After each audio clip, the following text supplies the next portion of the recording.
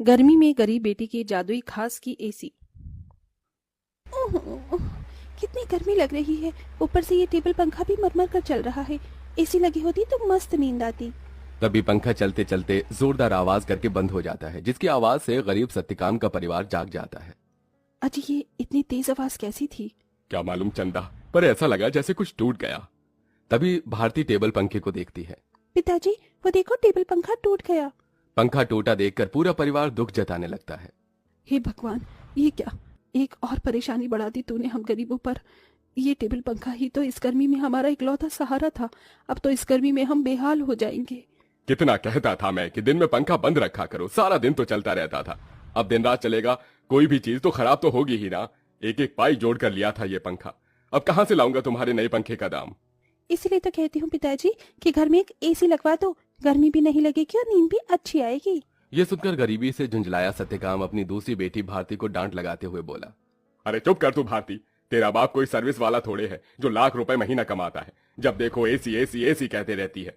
ये AC sofa सब अमीरों के घरों में होता है, हम गरीबों की औकात में नहीं है खरीदना।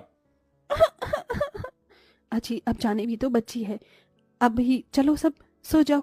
आस पड़ोस वाले भी इतनी रात में हम गरीबों के घर में से हल्ला गुल्ला होता सुनेंगे तो क्या कहेंगे।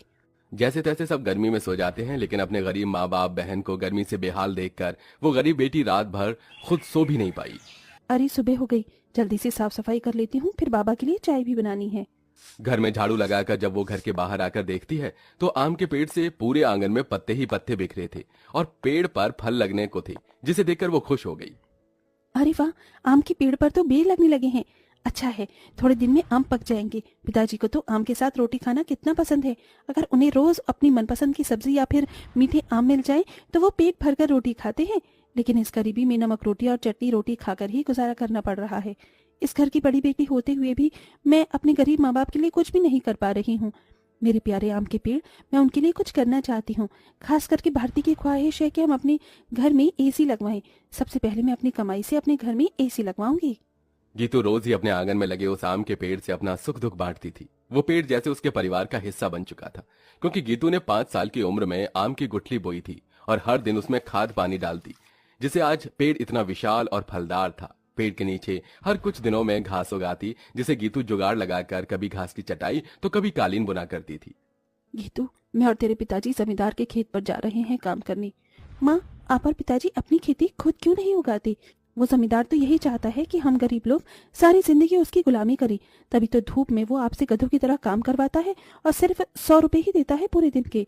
पिताजी, आप ही तो कहते हैं ना कि हम गरीब किसान मिट्टी से सोना उगाते हैं।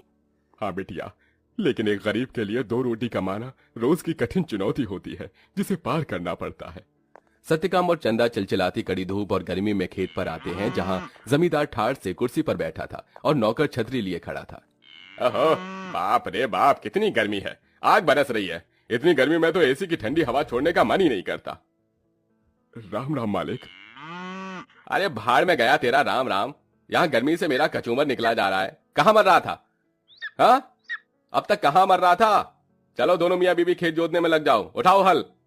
जी मालिक। बेचारे दोनों कड़ी धूप में उतनी बड़ी जमीन में हल जोतते हैं, उनके माथे से टप टप पसीना बहता जाता है। अजी, शाम हो गई। आज तो मालिक दिहाड़ी देने के डर से आए ही नहीं। उनकी हवेली चलकर मांग लेते हैं। पंखा ठीक भी तो कराना है, वरना गर्मी में गुजारा नहीं होगा। दोनों जमींदार के घर आते हैं, जहां जमींदार पांव पसारे एसी की चिल्ड ठंडी ठंडी हवा खा रहा था। ओहो, क्या मजा आ रहा है। आहा, एसी में भैया मजा बहुत है। अरे सत्यकाम, तू यहाँ? जी मालिक, पैसे दे दीजिए। ये पकड़ 200 और चल दफा हो जा। इसी तरह दिन गुजरते हैं। दोनों मियाँ बीवी जो भी कमा कर लाते अपनी गरीब बेटी के हाथों में रख देते, जिससे बहुत ही समझदारी से गीतू घर चलाती और उसमें से कुछ बचा भी लेती। 100, 200, 300, 350, 400, 410, 420, 30, कुल मिलाकर मेरे पास अभी तक ये 700-800 रुपए ही इकट्ठे हुए हैं। इतने में एसी कहाँ से आएगी? अगर मैं किश्त बनवाकर भी एसी ले आऊं तो फिर मैं कैसे किश्त भरूंगी? तभी भारती अपनी गरीब बहन गीतू को परेशान देखकर बोली, दीदी, आजकल तो कबाड़ी वालों के पास भी अच्छी अच्छी चीज मिल जाती है। अमीर लोग तो नया खरीद लाते हैं और महंगी चीज भी बेच देते हैं। हाँ, ये ठीक रहेगा। मैं कबाड़ी में से कोई एसी उठा लाती हूँ। गीतू एसी खरीदने कबाड़ी की दुकान पर चली आई। भैया जी मुझे कोई सस्ती एसी दिखाइए। गरीब लड़की लगती है, एक काम करता हूँ, ये खटारा वाली एसी थमा देता।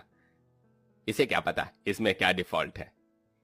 ये लो बहन जी, ये एकदम बढ़िया एसी है। ये चलती तो है ना?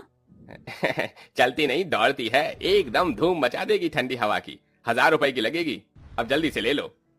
लेकिन मेरे पास बस 800 ही है। चलेगा चलेगा, दे दो। गीतू खुशी से वो एसी घर लाकर सबको चलाकर दिखाती है। माँ पिताजी देखो, आपकी गरीब बेटी एसी खरीद कर लाई है 800 में। अब हमें गर्मी में नहीं सोना पड़ेगा। मगर ये चल क्यों नहीं रही? 800 में कोई एसी देता है भला क्या? पैसे फंसा कर आई है जाकर।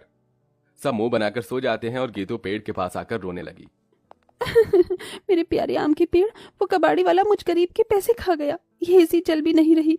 मुश्किल से 1-1 रुपया इकट्ठा किया था। गीतू को रोते देखकर पेड़ बोलने लग जाता है। गीतू, तुम रो रही हो? रो मत, मैं तुम्हारी एसी को जादुई एसी बना देता हूँ।